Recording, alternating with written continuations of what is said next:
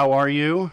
I am fine. And I know that you're incredibly busy. I tried to reach you all day yesterday, but that phone was off the hook the whole time. It doesn't stop. It just keeps going. Well, it makes sense. You sound remarkably calm. Well, if we don't have it done by now, yeah, I think we're ready. What'll be different this year from previous? This is your 13th, I understand. Yeah. One of the things we're doing this year that we haven't done in the past is we're opening the grassy park. We're calling it Pride Village, and we're opening the beer garden and the info booth Friday, so that when people come into town, there'll be somebody there to greet them. We're going to be part of the pub crawl, and we're also moving most of our entertainment venues to the Royale this year. All right. How concerned are you about the temperature? It's going to be a hot weekend. Well, since we've moved almost everything, what we did last year, we had a day stage out in Grassy Park, and it was unbearably hot then. So we made a decision at that point to move the entertainment to a cooler place. So the day stage performances are going to be in the Royale Cafe. The main thing that'll be going on outside is just the vendor booths. So that doesn't require a lot of physical. The performers were the ones that really suffered last year. Yeah, give us a little insight in terms of the talent that you're bringing into town for this weekend. Well, Dana Goldberg, who is the headliner for the comedy show Saturday night, was just voted the #1 lesbian comic in the nation, and she's on a lot of talk shows, a lot of mainstream talk shows, so she's really fairly well known. Flying into Phoenix is ridiculous. It's like flying into the sun, and you have a layover on the way to LA. I don't know how people live there. So I had a friend that lived in Phoenix. It was 115 degrees in August. She was pregnant. Yeah, her water broke and evaporated. We're also bringing in a young man named Samson McCormick, who's a comic.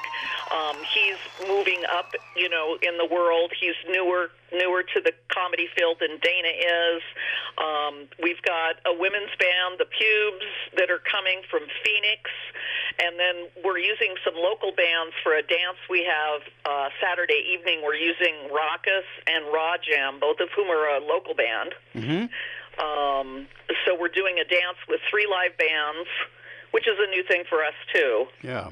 Because people wanted more dances. Uh-huh. How many, I know the town gets very, very full and busy on Pride Weekend. About how many people normally come to Bisbee for Pride Weekend? My best guess is about 1,500.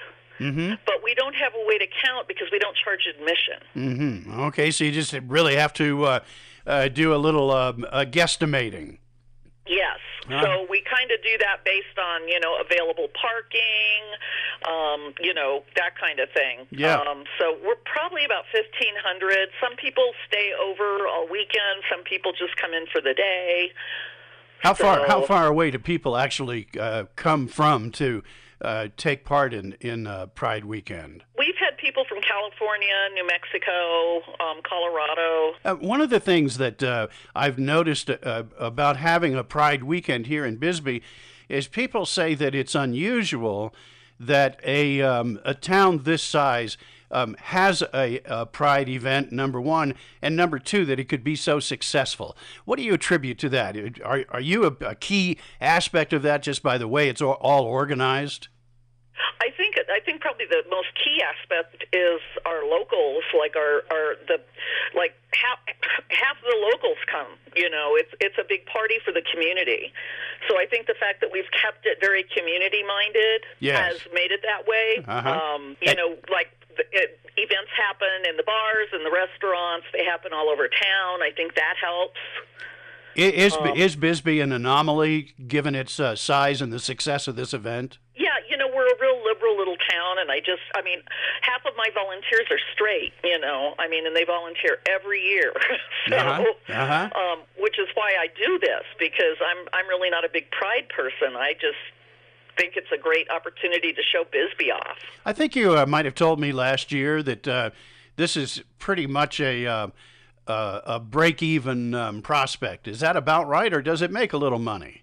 I'm hoping, well, we make a little money because we give away a little money, but this year I'm hoping we make a little more money because I think we've got some good ideas. We're trying some new things.